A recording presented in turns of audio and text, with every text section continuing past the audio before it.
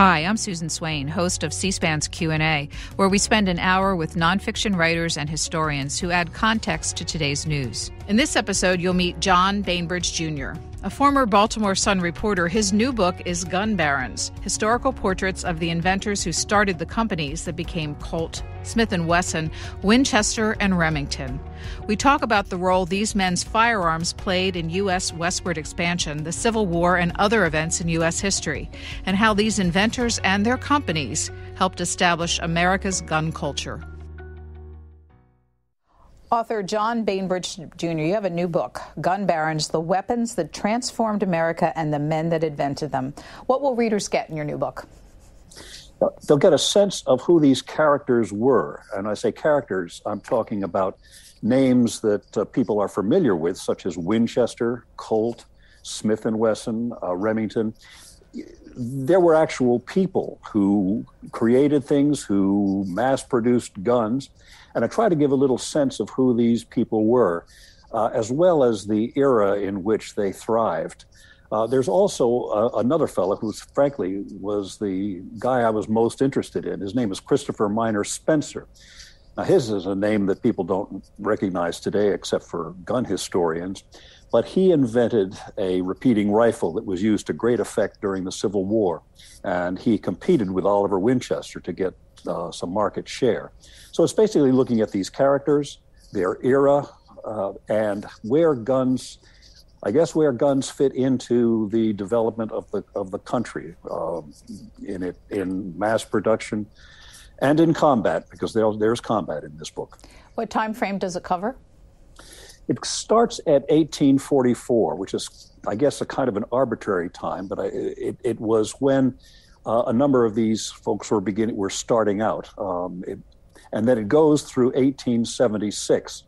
In 1876, I picked because of the Battle of Little Bighorn, which, and also because 1876 was the centennial celebration of the country, which happened, which was a great exhibition in Philadelphia at that time, which celebrated machines, it celebrated the country. So it covers that period of time in which there was a great deal of intellectual ferment, certainly ferment with infantry, and that's the period of time in which the country expanded dramatically from the East Coast, and the Mexican War took place, and then the country went from East Coast all the way to West Coast. And so it's really I would say it's a pivotal time in the country's history. Researching and writing a book and putting it through book production takes quite a while. In an accident of timing, your book is coming to market while the country is once again in the middle of a big debate about gun ownership. What would Gun Barons add to people's understanding of America and guns? In order to approach, once again, we're facing these mass shootings. Once again, we're seeing the slaughter of innocents. And once again, there's talk about the Second Amendment and individual rights in the United States. Now, my book doesn't even mention the Second Amendment, but the notion of the individual freedom and devotion of the early colonists and the early revolutionaries to individual firearms ownership comes through in the book. And whatever steps this country takes in its effort to control firearms, a knowledge of the past, a knowledge of the early history of the country and its relationship with firearms is important. Now, do we want to change that perspective? Do we want to change the way we look at guns from now on? Maybe, maybe not in some quarters. But knowledge of that past is crucial. There was a notion that the Continental Congress, I think it was the year before the Declaration of Independence, sent a message to King George that said, men trained to arms from their infancy and animated by the love of liberty will afford neither a cheap nor easy conquest. I think that to go back and see the way guns were treated back then is important. They were also just tools in many people's minds, and certainly in the part of the average citizen, they were tools. Guns were advertised in the local press, as which you wouldn't see that much today. The latest and best inventions of firearms to make them shoot faster, more effectively, with greater power. Those appeared in the mainstream media back then, and that's different. But being aware of what was going on before, I think, is important. Yeah, and this is a follow-up that you may really have explained, but the United States is unique in the highest per capita gun ownership in the world. The next is at seventh spot with Canada, 7 spots down. And in polling, 45% of American households own guns. Does your research into history help readers understand this unique feature of American culture? I hope it does. It's not a central focus of the book, but I think in the introduction I set up the notion of the private individual having a gun for self-defense, for defense of the state, of the community. There were militias back then, before the revolution and afterwards, and that all able-bodied men, and you were talking about 18 and above, had to arm themselves and be part of the militia. So that sort of ethos, I think, helps understand to a degree the way people feel about guns today, the way many Americans feel about guns today. It is unique. I mean, we are unusual in the per capita ownership of guns. We are also somewhat unique, I think, in the respect of free speech, despite many claims by other countries to honor the freedom of speech. That's problematic when it comes to guns. What do we do about it? That's beyond my ken. We found you in the C-SPAN video archives talking about your very first book. This was taped outside the Blair House. Your book was about the attempted assassination of Harry Truman. I just want to play a short clip. It's about a minute long, and then come back and talk to you about the linkage between the two projects, if any. He was walking pretty much near where we are right now, walking towards Blair House with the idea of assassinating the President of the United States. He was not a professional assassin. He had a Walther P-38 take-home gun from World War II, loaded with 9mm shells. He really didn't know how to use it. Walked up towards the front entrance, and right about here was a guardhouse. It was just sort of a boxy thing with a door and a roof, looking like an outhouse, and it mirrored the one on the other side. But the gun goes off, and miracle of miracles, it hits Don Birdsell in the knee. Now, Birdsell drops, but then continues to go out into Pennsylvania Avenue. Why? Because he's trying to draw the fire away. And so he starts shooting back. These two other men start shooting. Floyd Boring has pulled out his detective special that he always carried with him, and he starts shooting. Joe Davison starts shooting, and for a moment, there's gunfire absolutely everywhere. John Bainbridge, any linkage between these two projects for you? Guns? I guess the linkage was that having worked on that book, the main author was Stephen Hunter. In fact, he was the fellow who did the writing. He was a Pulitzer Prize-winning film critic for the Washington Post and has written a number of thrillers that have done quite well. One of which was turned into a movie. I'm a friend of his, and he said, "Well, if you could help me work on a nonfiction book about this shooting, I would be interested. I also know something about firearms." So I worked that out with him for a while, and I found that the research so engaging, so much fun, I decided to try to spin off something else in the gun area where I have some knowledge. I'm far from an expert. And I started to research Oliver Winchester. And I thought, well, there is an interesting character. He's big name in the gun business. He also was lieutenant governor of Connecticut for a while, politician, and someone about whom no one's ever written a biography. So I thought that was a chance. So I dug around in Oliver Winchester, and I found out, to my surprise, that there's very little information on him. Part of that, I believe, came from information I received somewhat reliably, that much of his records were destroyed shortly after he died. Somebody else had tried to do a biography of Winchester and gave up. So I said, well, let me just bring in some of the other gun characters and see if I could put them into a narrative that would cover that era when they were all very active, and see if I can make something out of it. And to my delight, I found that I really could. At least I hope I succeeded in this. In that period of time where there was such vibrant activity in the country, with patents, ideas, development of firearms, and the rise of the country as an industrial power. So that would be the linkage, I guess. Both the interest in firearms and some knowledge, as well as having thoroughly enjoyed serious research, unlike research I had ever done before.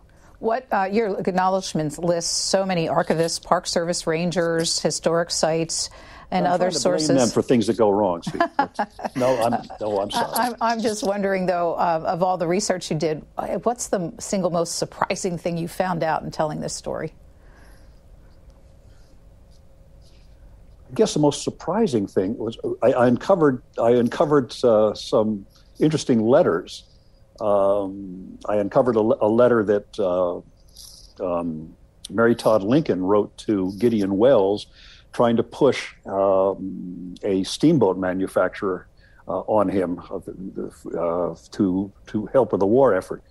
But there were, I guess, one of the things that surprised me most was that Abraham Lincoln, he was a gun guy. He was interested, excuse me for playing with this, he was somebody who was interested in firearms. He wasn't a hunter, but he was fascinated with mechanical things. And we know about that. That's been written about before. What I didn't realize was how much interested he was in guns and in the mechanisms that produced bullets that went far and hard.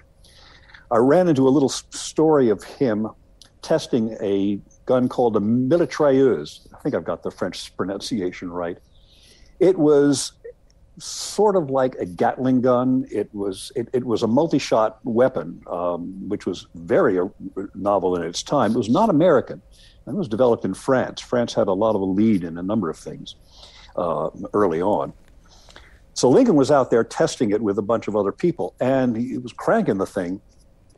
And the bullets would bounce off. They were apparently very low powered, so they would bounce off what they were being shot at, and they would sort of skitter themselves around the feet of the spectators. And Lincoln thought that was hilarious. So, but that was something. And he would go to the Washington Naval Yard and shoot occasionally with a fellow named John Dahlgren, who was commandant of the U.S. Naval Yard, the Washington Naval Yard. So that intrigued me. What also, I guess, not an individual thing that surprised me, but these gun creators, these inventors, they were all real risk takers. I guess you have to be a risk taker to succeed, and you got to stick your neck out. But there were people like Colt. His first firearm venture failed.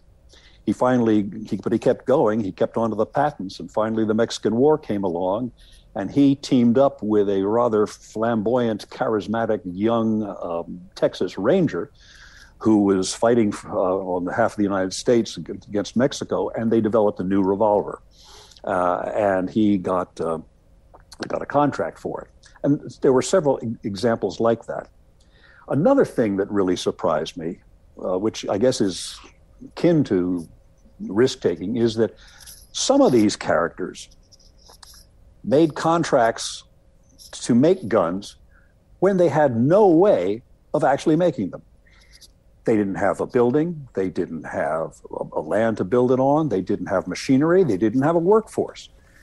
There was a firm up in Windsor, Vermont called Robbins and Lawrence, and they got a contract to make 10,000 rifles in 1844, I think, 1845. And again, they didn't have any place to make them. But the fellow named Robbins, who was the Robbins of Robbins and Lawrence, he was a very young guy who'd made a ton of money in lumber, and he decided to approach the government to make the contract.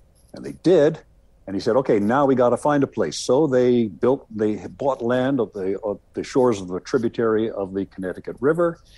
They built a building, and they got the machinery, and they right near where the water wheels. They produced guns based on water power back then. They didn't have steam power, at least not there. And they turned out their 10,000 rifles at $10.90 a piece, 18 months ahead of schedule. During the Civil War, there's this fellow Spencer, who I told you is one of my favorite character. He got some backing from a people named Cheney who had silk mills. And they eventually approached, they were trying to get a contract with the government to make these repeating rifles, which were very novel, very original. They weren't getting very far, but finally they got a contract. And again, this is in the very last weeks of 1861. The war was underway. They didn't have any place to build them. So they ended up having to form a company. They rented a part of a Boston piano factory and began to turn out the rifles. And that to me is extraordinary. You usually, of course, I'm not a businessman, but you usually, when you start getting a contract for somebody, you said you can do it, but you got to show how you can do it. You got to show that you can do it. Some of these guys just plain didn't. They took a gamble, but by Lord, they succeeded. Most of the stories of these early barons all seem to take place in the upper New York State, Connecticut region of the country. Is that coincidental? It's not coincidental at all. That area is the Connecticut River Valley, and it had a strong flowing river.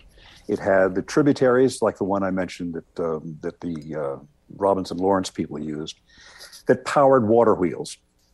You also had a lot of skilled mechanics in that area. So what it turned out was the number of businesses were really were taking off in that area, especially small shops, but then the bigger shops as well. When Robinson Lawrence produced their factory, when they finally got the contract, they had the biggest building in Windsor, Vermont. Another thing another major enterprise in this Connecticut River Valley was the Springfield Armory. Now, that was a sort of government project that made guns starting in the late 18th century. And that, too, was relying on water power in that area. In fact, there was so much activity in gun making along the Connecticut River Valley that it was dubbed Gun Valley by some. I guess a comparison could be made to today as it was the Silicon Valley of its time. But it was enormously fruitful. And you also had enormous amount of sharing of information between the Springfield Armory, the government armory, and private makers.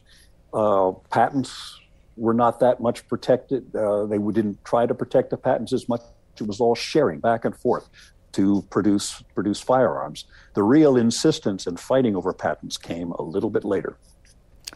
So over the period of time that your book covers, what were the biggest drivers of innovation in arms production?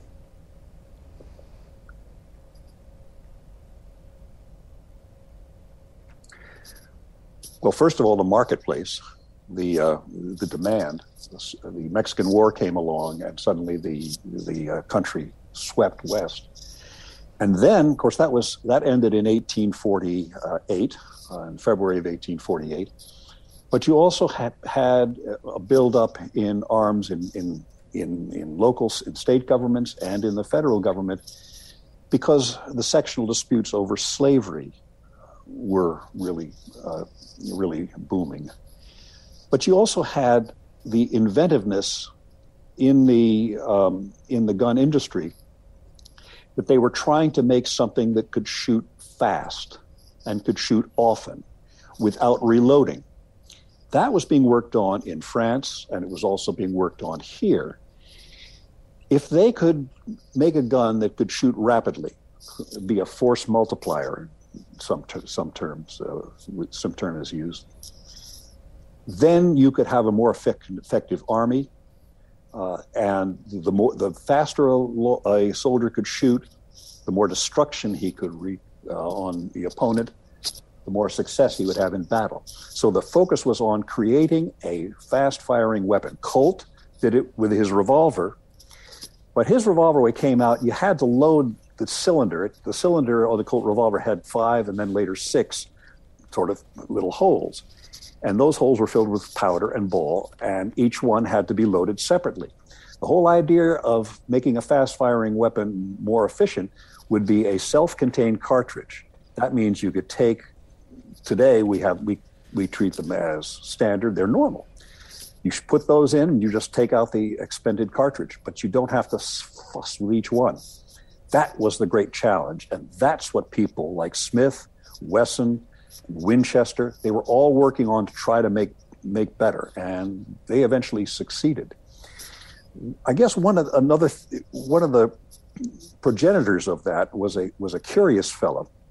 Another thing that surprised me, by the way, is how varied some of the inventors were.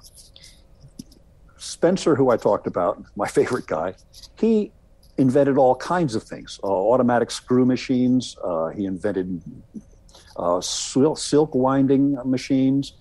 He, at the time he died in 1922, he had 42 patents to his name. So he would just invent, he couldn't stop inventing.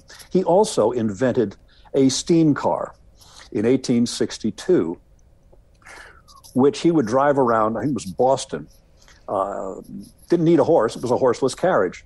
And the boiler on it would put steam under pressure through pipes that would drive the wheels. Now, those pipes were factory reject Spencer rifle barrels. He said, well, we're not going to shoot bullets out of them. Let me make a car out of them. So he made this car. And I find that fascinating that these guys would tinker so. He's credited, by the way, with having an early automobile accident when he sideswiped a milk wagon. But that was one of his inventions. He also had a fellow named Walter Hunt, who, again, his name is not known today. But he invented all kinds of things, including a street sweeper, shoes that could walk on the ceiling. He invented a cross-stitch sewing machine, which he didn't push, he should have. And a thing that he called, a thing that you could drink called Hunt's Restorative Cordial, which cured bowel complaints in their worst form and could give you energy. But he also invented a gun. And he invented what I call a self-contained cartridge. And the self-contained cartridges fit in a tube under the barrel. That's the way that's what we think of when we think of a Winchester lever-action rifle today. They have all these little cartridges lined up under a barrel. You operate a lever, and they go forward and into the chamber, and the old one gets ejected. That's what Hunt came up with, and he came up with that in the 1840s. He sold the patent, though. It was that patent that was actually used that eventually resulted in some Smith & Wesson guns and Winchester guns. But he had to sell his patent because he had to keep his 4 children and wife in food and clothing. There's one thing that Walter Hunt is remembered for, and that is he was fiddling with a piece of wire one day, fretting over who knows what, perhaps paying a debt to a draftsman for one of his patent drawings. And he fashioned it so that it would spring back and forth. And then he hooked a little piece of it, made a little hook out of a piece of it, put one of the ends under it, and held it together. And he thought, well, I got something here. He called it a dress pin, and he patented it. That today is what we call the safety pin. So Walter Hunt is remembered in industrial production for 2 things. One is the safety pin, and the other is the gun that he never made any money on, but that a whole lot of other people did. In general, did innovation in ammunition and innovation in the arms themselves happen at the same place, or were they concurrent with different tinkerers and inventors? They happened they happened basically at the same time. The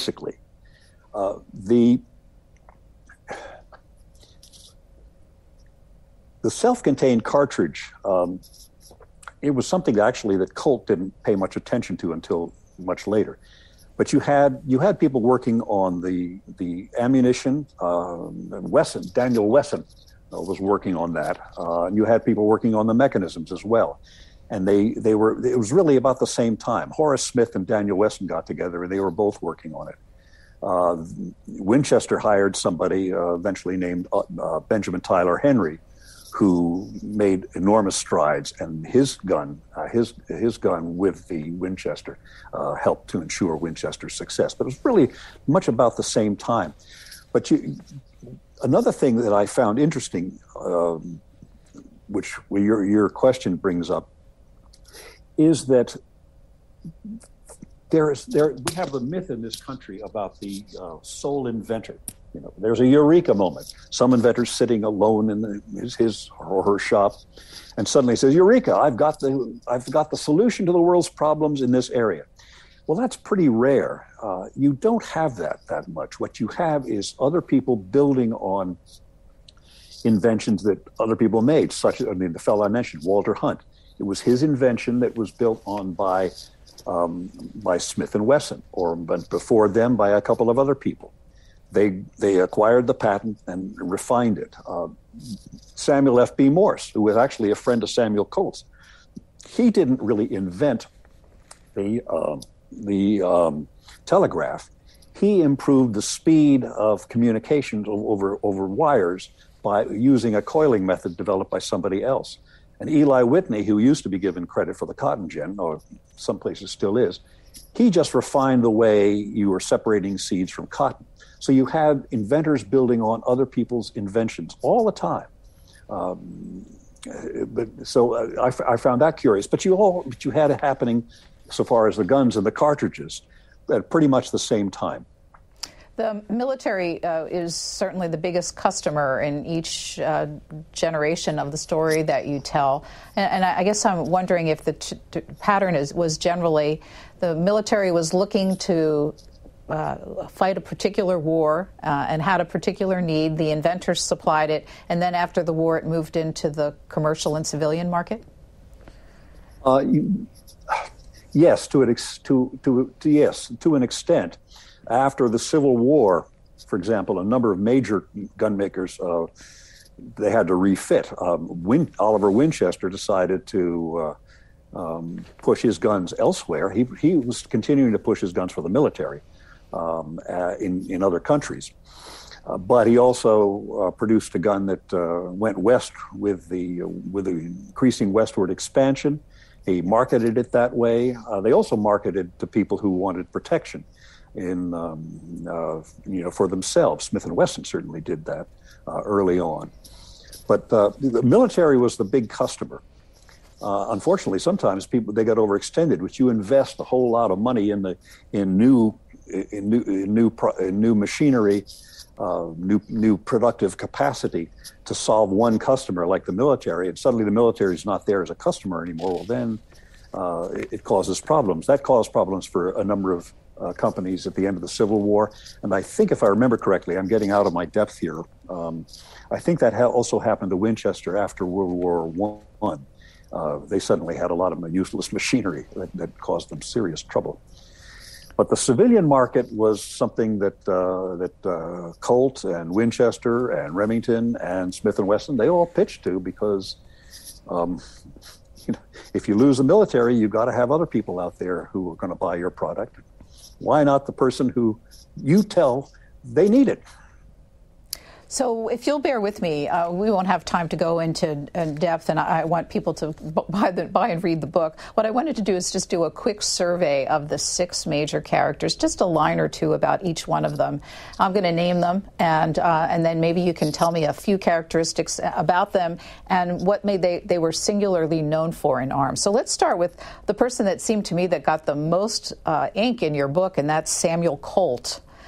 Some of the things you said about him: he's a showman, a wild child, a desire for success, a hustler. So tell me a little bit about Samuel Colt and what his contribution as an individual was.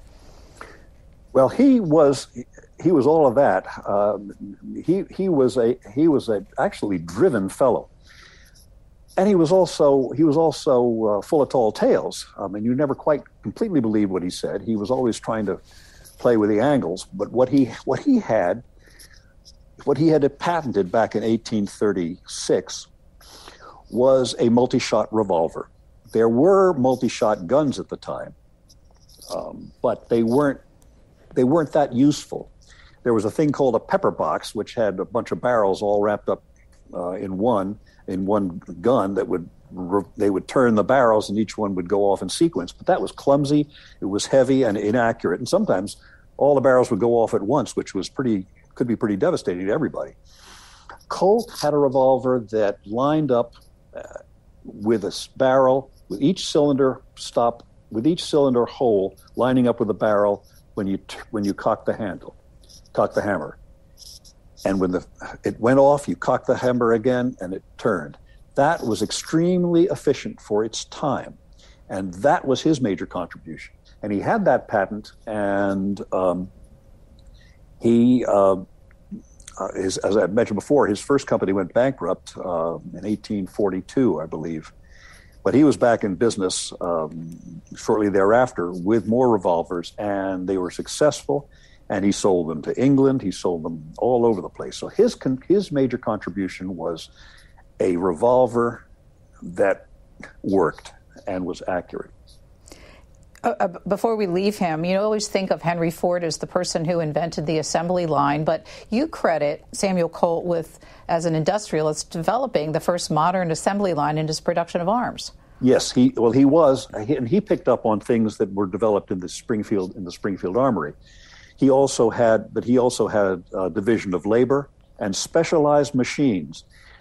So much so that the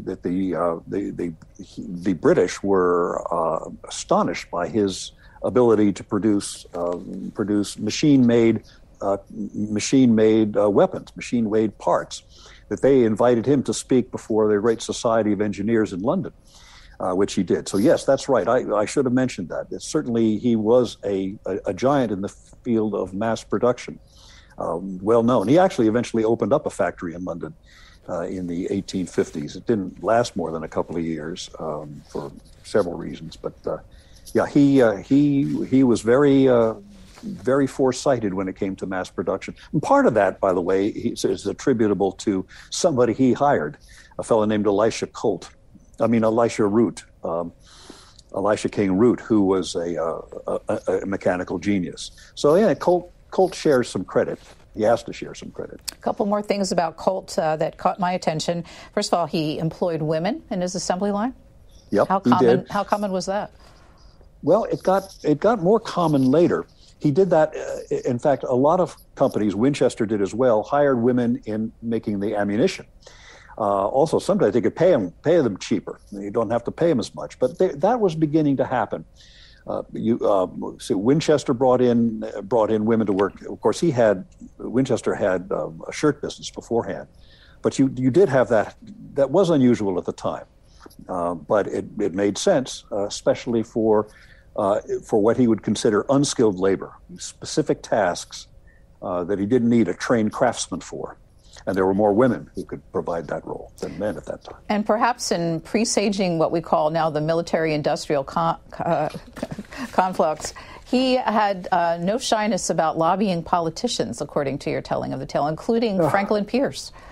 Yeah. Oh, he would lobby everybody. He would give gifts to people. He was a great gift giver.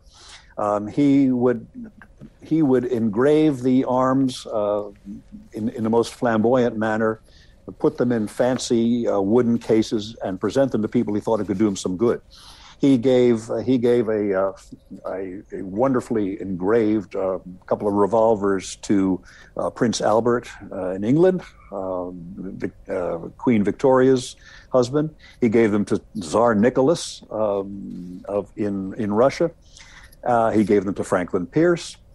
He thought that they would do him some good, and he would lobby like mad. In fact, he tried to bribe somebody in the Ordnance Department long before he really got his second wind. So much so that his cousin, who I think was treasurer, remonstrated him in writing and said, "I don't want you to get contracts by passing money to people or by passing gifts." Colt was very happy to curry favor wherever he could. How wealthy did he eventually grow? The exact dollar figure I don't remember. Something pops up in my head is like 15 million or so. But in the course of the time, he was one of the wealthiest people in Connecticut. He was enormously wealthy, and when he died, he left a considerable estate that benefited substantially his widow, whose name was Elizabeth Colt, who was actually took a seat on the board of the Colt company, and was a factor in the Colt business for a while.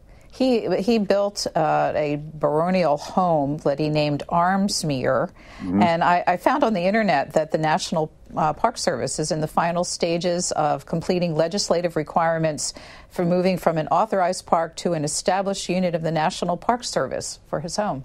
Have you been? I have not been there. When I really should have. I've been many trips to the town, but I never went to Armsmere. I'd go there. And I've never been to see the wonderful blue dome from the Colt factory. I went there, and like the busy little beaver researcher I was, I would disappear into the archives and emerge only when I had to breathe and eat. So it was I should have taken a tourist visit over there. I did visit Little Bighorn.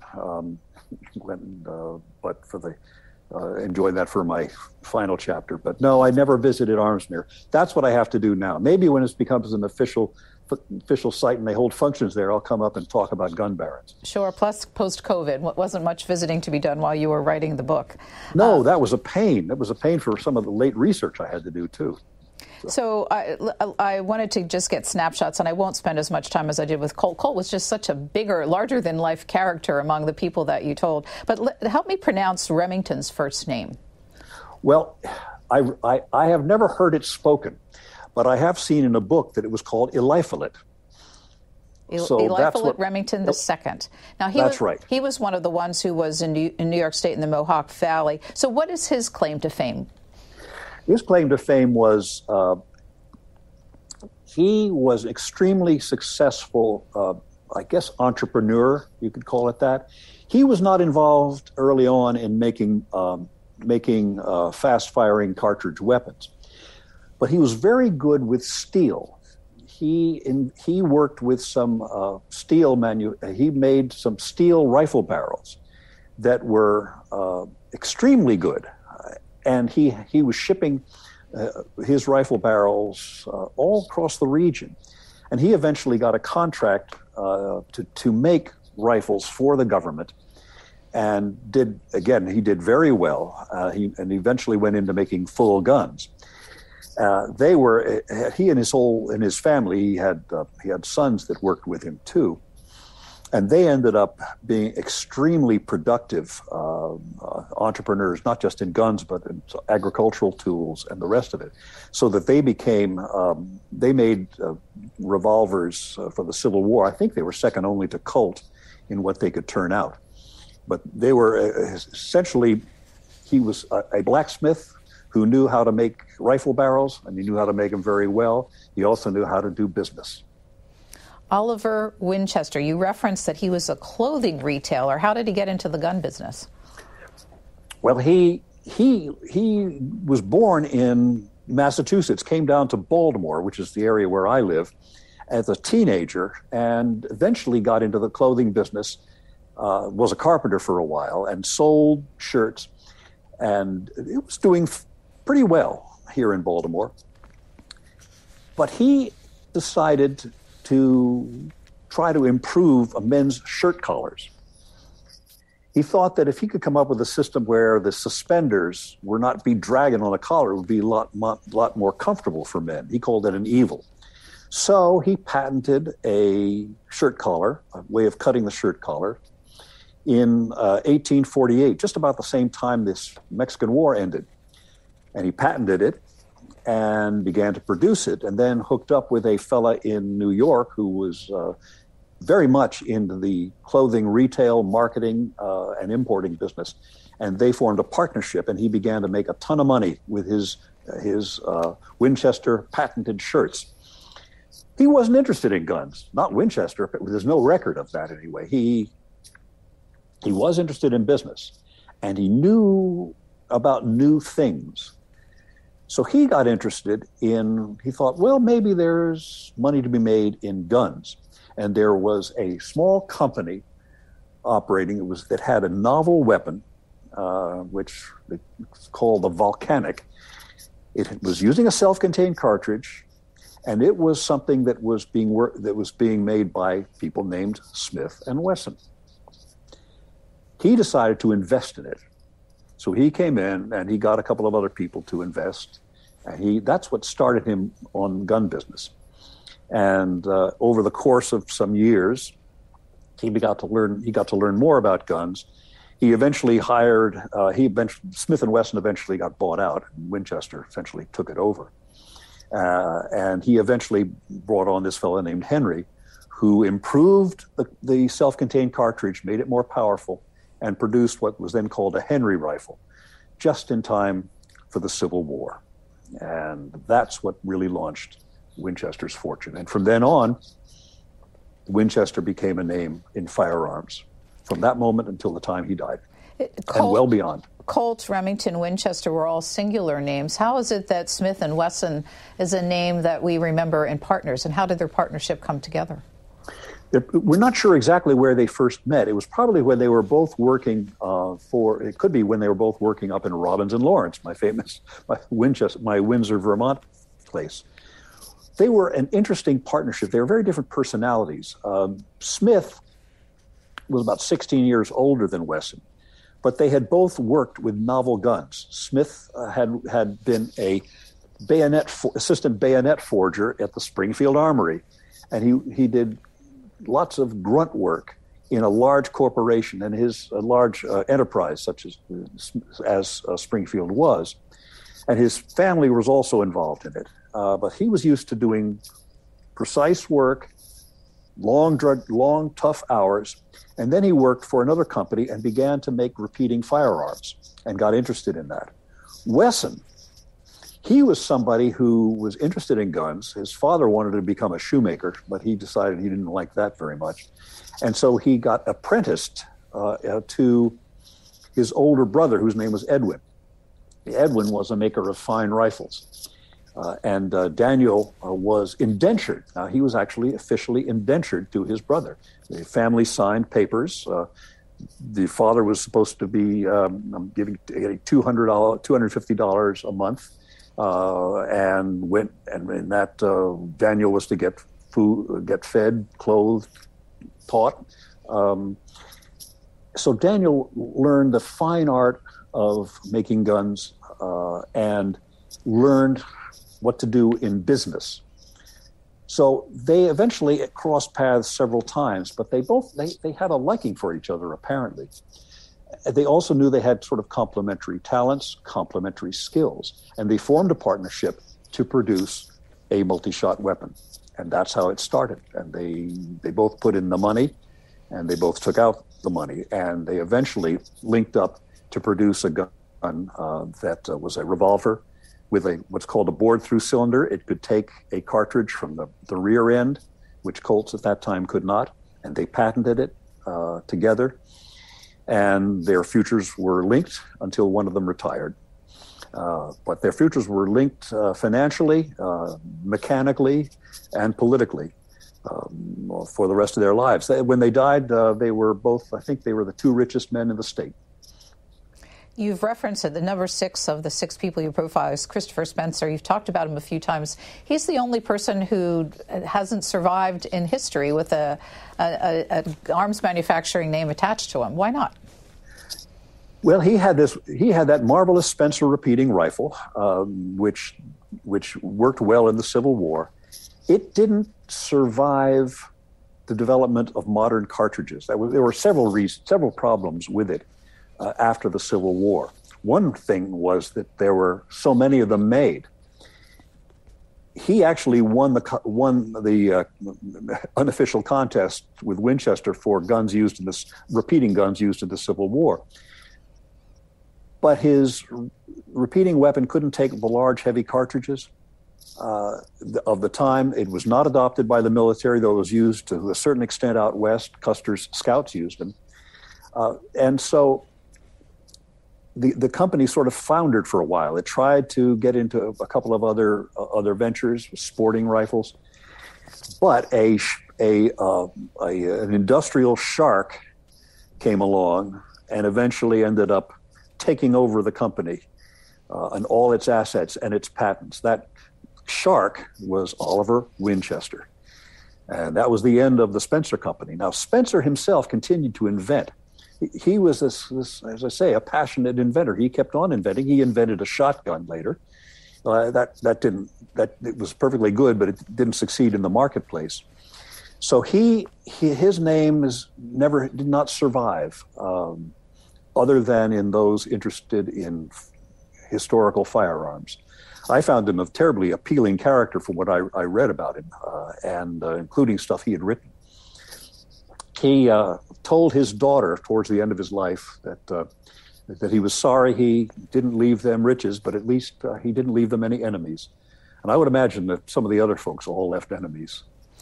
He did leave one child whose name was Percival Hopkins Spencer. He left a couple of children. One of them was a fellow named Percival Hopkins Spencer, who was also an inventor, who designed and built amphibious aircraft that were used, I think, in World War II. And in 1929, he broke the light airplane altitude record. And actually, what I read was that he took his father, Christopher Minor Spencer, the inventor of the repeating rifle, took him up in one of his airplanes, at least once. So I have this wonderful image of this colorful, boyishly exuberant inventor named Spencer in his 80s, an inventor of a repeating rifle from the Civil War, riding in an airplane designed and built by his son. That's an image I just love. Spencer's my guy, I guess. I don't know. and as you said earlier, someone who had invented one of the first automobiles as well. So from an early automobile to an airplane in his lifetime. So I wanted to go back to the patent question. We have about 10 minutes left in our conversation. Yes. And you said in the early days there was a great deal of sharing. But at some point in the story that you tell, there were patent wars going on between these people. Tell me about when the patent question really arose among them. I guess it arose slyly, gradually. The biggest event happened in 1850 and 1851, when Colt was defending his patent against infringers because the revolver was extremely successful. Somebody would try to make one, and Colt would go after him. Well, I mentioned Daniel Baird Wesson, his older brother Edwin. Edwin had invented a kind of a revolver with somebody else. Edwin dies bankrupt. They try to salvage the company, salvage any kind of thing out of the Wesson debris by making a Wesson revolver, and they do that. Well, Colt hears about that, and he sics a very talented patent attorney against this revolver, which was being made by then called the Massachusetts Arms Company. So they go after him in a patent battle that is watched all over the country, because the meaning of patents and intellectual property in firearms particularly, but elsewhere, was at issue. And it was a slam-bang trial involving top-flight lawyers. The Massachusetts Armed Company hired a fella who was called Rufus Choate, who one paper described as a great galvanic battery of oratory. And they hammered it out in a Boston courthouse, and Colt won and crushed the Massachusetts Arms Company, and therefore crushed young Daniel Baird Wesson. So you have a lot, and after the case was over, Colt's lawyer went out and made it quite clear: anybody who wants to mess with my client's patents, you'll have to deal with me, and you'll suffer the consequences.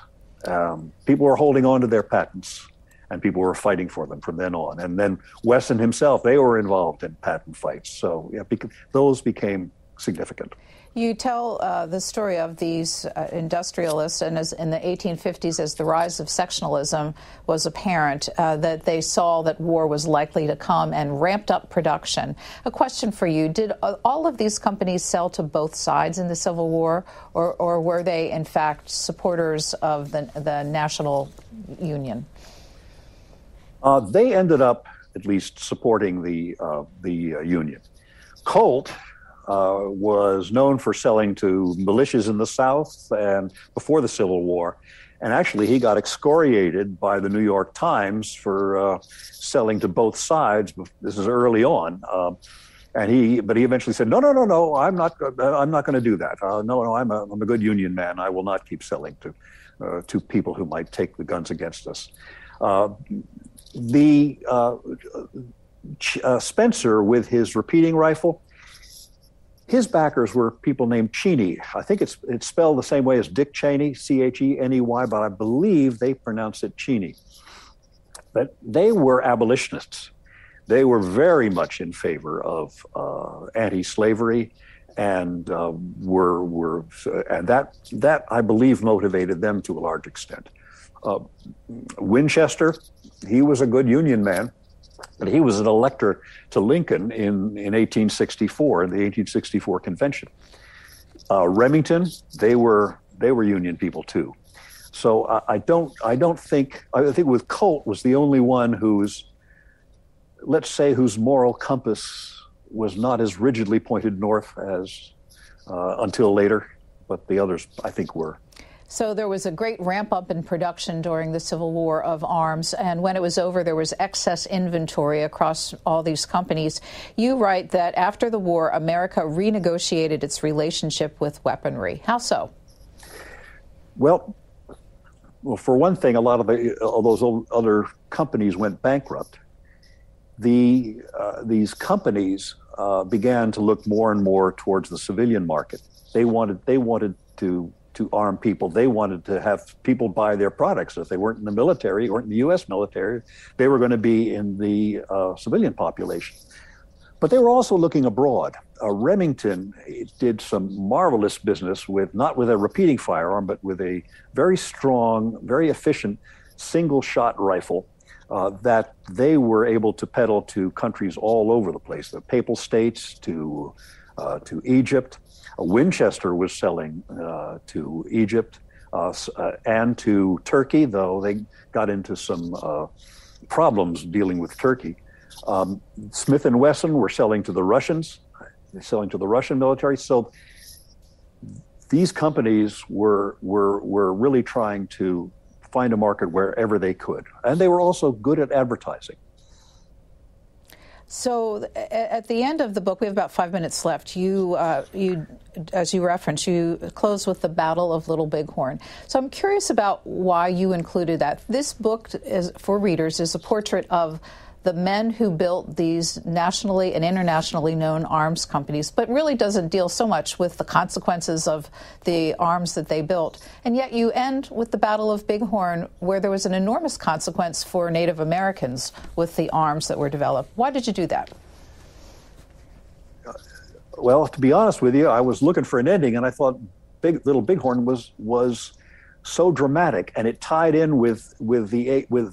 perfectly with the 1876 Centennial Exhibition, which which mirrored the 1851 British exhibition, which I talked about early in the book. But Little Bighorn really shows the massive amount of death and carnage, I guess, from arms.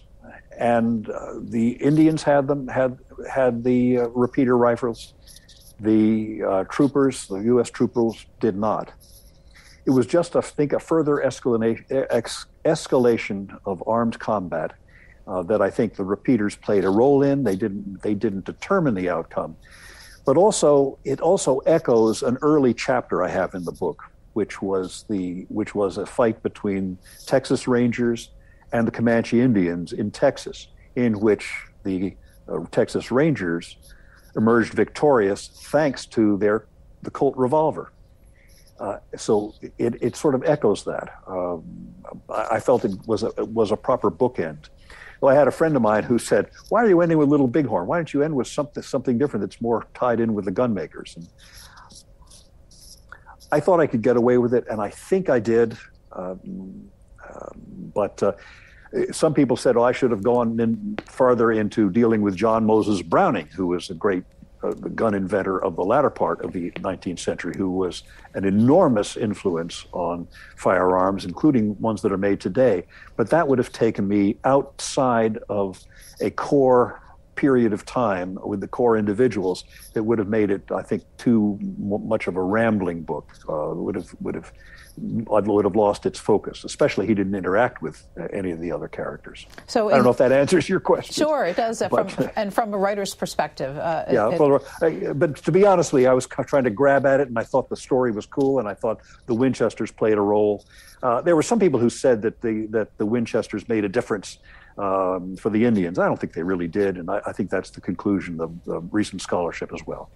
So I guess to sum it all up, we've got about 2 minutes left. I'm wondering if you can say, having spent all this time with these 6 men and the companies they built, how would you summarize the impact that they had on our country and on our society? I think they helped to feed, to bolster a gun culture that pre-existed them. I think that they, for good or ill, I think they also advanced mass production. Colt did, the Springfield Armory did. The development of machine tools came from some of them. Spencer, for one, another fellow named Simeon North back in 1816. He used the first sort of milling machine here in the country. But I guess it's because they wanted to emphasize the romance of the gun at the time. They succeeded in doing that. They continue to enhance the romance of the gun today for good or ill. John Bainbridge Jr.'s new book is called Gun Barons: The Weapons That Transformed America and the Men That Invented Them. Thank you for spending an hour with me. Thank you very much for having me. I appreciate it. Thanks for listening to C-SPAN's Q&A, and subscribe to us wherever you get your podcasts so you'll never miss an episode. And while you're there, please take a minute to rate and review us. You can also send us an email about Q&A at podcasts@c-span.org. Send me your questions, your comments, or ideas. Your feedback is welcome.